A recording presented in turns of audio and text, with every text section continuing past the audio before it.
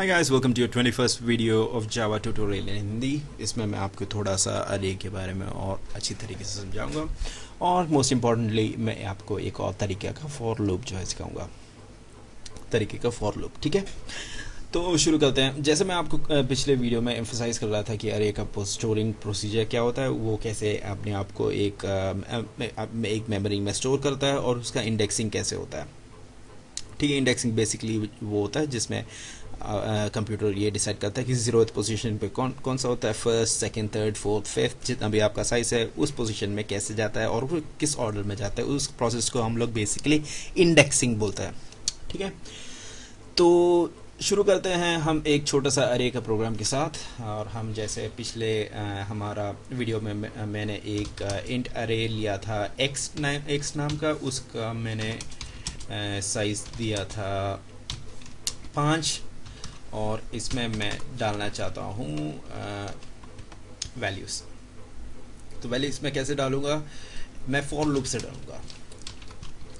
For int I is equal to 0, I less than 10। Sorry, देखिए mistake, कभी भी आप जो है अरे का साइज से ज़्यादा हमें ले नहीं सकते।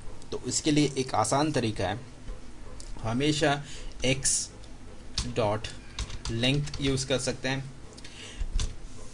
ये क्या करता है कि अरे का लेंथ जो है इसको अपने आप पता चल जाता है और हमेशा जो है आपको कभी एरर अरे आउट ऑफ बाउंड्स एक्सेप्शन नहीं देता है। एक्सेप्शन क्या होता है हम लोग आगे पढ़ेंगे, कितने टाइप के होता है वो भी हम आगे पढ़ेंगे। पर इस वीडियो में आपको इतना ही जानकारी होनी चाहिए कि अगर आपको अरे का लेंथ के वजह से कोई प्रॉब्लम ना आए तो उसका साइज जो भी हम या ए आई का वैल्यू में डालेंगे, कंपेयर करेंगे आई का वैल्यू, जिससे उसका वैल्यू जो है हमेशा अरे का साइज के इक्वल या फिर उससे छोटा होनी चाहिए। तो इसके लिए सबसे बढ़िया तरीका है less than x dot length. और हाँ, एक्चुअली इक्वल नहीं होनी चाहिए क्योंकि उससे जो है एक्सेप्शन शुरू हो जाता है। क्यों शुरू हो जाता है? क्योंकि इंडेक्सिंग हमेशा 0 से शुरू होता है और हमारा काउंटिंग जो है 1 से शुरू होता है, इसलिए हमेशा उसको 1 लेस रखनी चाहिए। तो बेस्ट उसका तरीका क्या है, अरे का नाम डॉट लेंथ लिख दीजिए, काम जो है आसानी से जो है ख़त्म हो जाएगा।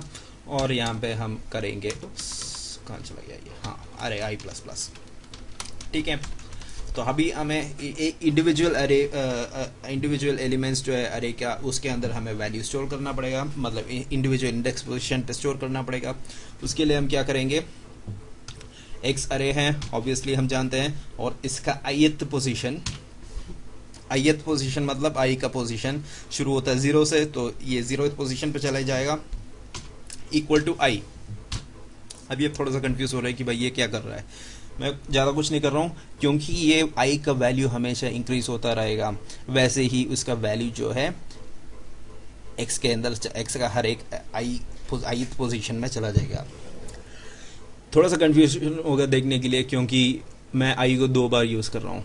चिंता करने की कोई ज़रूरत नहीं है, जैसे ये कंपाइल होकर आपके सामने आ जाएगा तब आपको जो है और अच्छी तरीके से मैं समझाऊंगा, क्योंकि आपको चीज़ें जो है और भी अच्छी तरीके से दिखाई देगा। ठीक है, तो आगे बढ़ते हैं और मैं इसमें अभी यूज़ करूँगा फॉर ईच लूप। इसमें क्या होता है, इंट जी इन एक्स, और जी को निकाल के element in x, system dot line element. ठीक है, ज़्यादा कुछ खास नहीं है। ये लूप जो है बहुत आसान है। इसमें बस ये होता है कि for each element, integer type का वेरिएबल है, इसका नाम है एलिमेंट। एलिमेंट मैंने इसलिए लिखा तो ताकि आपको थोड़ा सा और आसानी से समझ सकते हैं।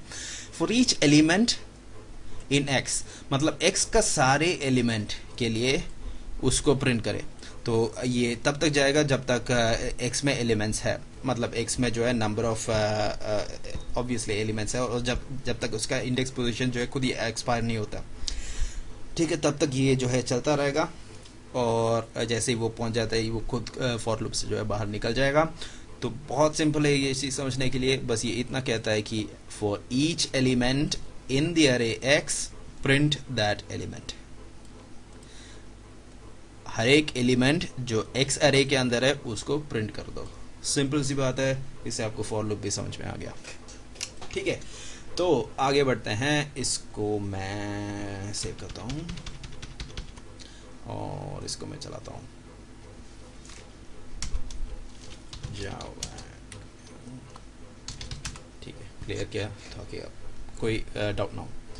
जावा सी एग्जाम्पल 2 डॉट जावा, कोई एरर है? हाँ, एक एरर है 13 में। उप्स, यहाँ पे जो है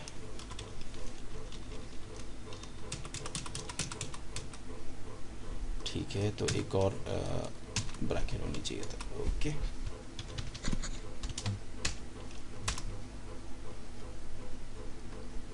फिर से एक और एरर। स्पेलिंग मिस्टेक्स के लिए कोई सिंटैक्टिकल एरर्स या स्पेलिंग मिस्टेक्स के लिए ना तो कोई एक्सक्यूज होनी चाहिए और ना ही कोई सॉल्यूशन ज़्यादा होता भी नहीं है। ठीक है, चला, कोई एरर नहीं है, बहुत बड़ी बात है, बहुत खुश हो गया मैं। ओके, तो मैं आगे जो है आपको समझाता हूँ कि हो क्या रहा है इसके अंदर। ठीक है, ठीक है। अरे यार, 0 1 2 3 4 ये क्या प्रिंट कर रहा है? For each element in the अरे। एलिमेंट में कौन सा अरे चला गया? आई, क्योंकि 0 से शुरू हुआ, और ये 0 के अंदर जैसे ही वो पहला 0 है उसके अंदर भी 0 चला गया, क्योंकि 0 पोजीशन में, 0 पोजीशन आई से, यहाँ वाला आई से इंडिकेट हो रहा है और इसमें जा रहा है यही आई, तो इसका मतलब पोजीशन में जो है अपना पोजीशन का नंबर जा रहा है। सिंपल सी बात है।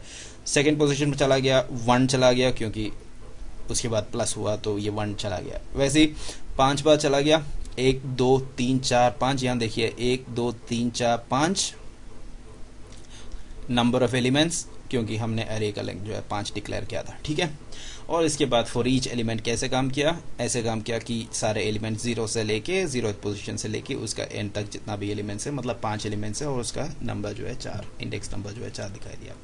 ये कंफ्यूज ये नहीं होनी चाहिए कि मैं इसका इंडेक्स नंबर प्रिंट कर रहा हूँ, मैं ये इसका एलिमेंट्स का वैल्यू जो है प्रिंट हो रहा है। हमने इसको खाली इंडेक्सिंग वाला सिस्टम से आपको थोड़ा सा और अच्छा समझने के लिए मैंने ये किया था। ठीक है, आशा है कि आपको ये ट्यूटोरियल अच्छी तरीके से समझ में आ गया। अगर नहीं आया तो आप मुझे कमेंट्स पर डाल सकते हैं, मैं इसको और भी अच्छी तरीके से समझाने की कोशिश करूँगा। ठीक है, अगर आपको ये अच्छा लगा तो आप लाइक कर सकते हैं, ऊपर सब्सक्राइब का बटन है उसमें भी आप क्लिक कर सकते हैं, ताकि मेरा सीरीज़ जो है हमेशा चलती रहेगी। ठीक है, see you guys later, bye bye.